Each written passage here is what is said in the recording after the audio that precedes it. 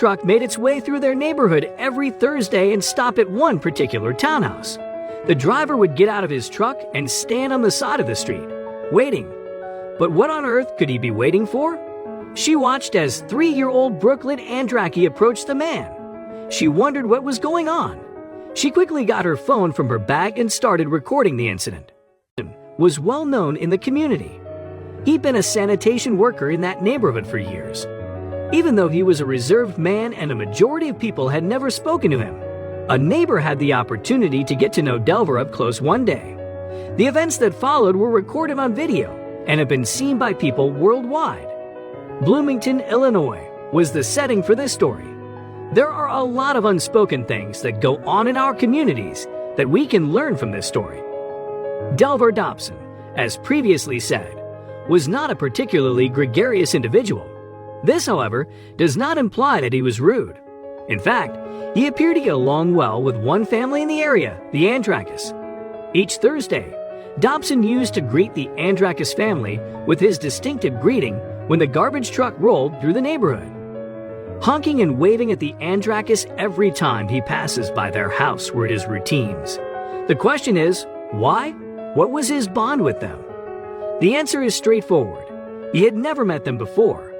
Brooklyn, the Andrakis' 3-year-old daughter, was a massive admirer of the area's beloved sanitation worker. It was a treat for her to see the enormous truck drive past her house on Thursday mornings for some unknown reason, and she made sure everyone knew about it. Every time the garbage truck passed, she waited at the window with her mother and waved. That was the highlight of her week. When questioned about the event, her mother, Trasa Andraki, said, "To Brooklyn, he is our favorite wonderful cheerful garbage man." It was Brooklyn's 4th birthday, and it was a fantastic day. However, it was not without flaws. She was heartbroken over the fact that it was Wednesday. Meeting Dobson as he drove his truck down the block would have improved her day. Brooklyn and Trasa, on the other hand, have devised a strategy to compensate, and it was all witnessed by one of the locals who didn't think twice about filming it for all to see. It was Thursday the following day, which meant that Brooklyn got to see Dobson again. She wanted to make sure that he felt included in her birthday celebration, even if he was not there. Brooklyn and her mother got up early the following day and stood in front of the property with one of Brooklyn's celebration cupcakes. They smiled at Dobson and signaled for him to come over when the truck finally came. From his truck, Dobson saw Brooklyn and Trasai, and just like every other week, he waved and honked at them. But then he noticed that the mom and her daughter wanted him to stop, and so he did. He walked out of the truck and walked towards Brooklyn and Trasai, and his heart melted when the little girl, with a shy smile, gave him the cupcake, while Trasai told him about how it was her birthday yesterday, and they wished he would have been there. As a mom, I can't even describe how happy it made me that she got to meet him finally, Andraki told the press when she was questioned about the story some days later. She was literally starstruck and could not even say a word. I had to do all of the talking for her, and she is never usually short on words.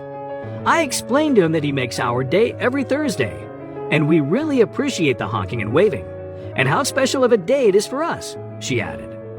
After he left, we continued on to daycare. Brooklyn was unusually quiet in the backseat. I asked her if she was okay, and she said, "Mommy, I'm so happy." And the story doesn't end there.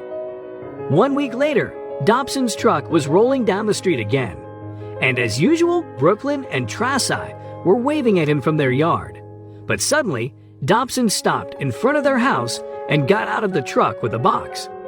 With a smile, he handed the box to Brooklyn. What could that be? Brooklyn and Trasai couldn't wait to find out as they opened the box, intrigued. It was full of toys from Brooklyn's favorite movie, Frozen. The little girl couldn't contain her excitement. She and her mom wholeheartedly thanked Dobson, and 1 week later, they had something prepared to thank him. Brooklyn made a big note with the words, "Thank you, Delver," written on it. Dobson was moved to tears by this gesture, and from then on, he hung the letter on his truck so the whole neighborhood could see it. In today's fast-paced, social media-driven world, it seems like something new goes viral every day.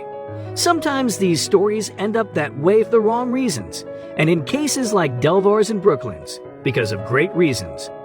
With so many seemingly ordinary people being thrust into the spotlight, many viral stories end up as sensations today and forgotten tomorrow.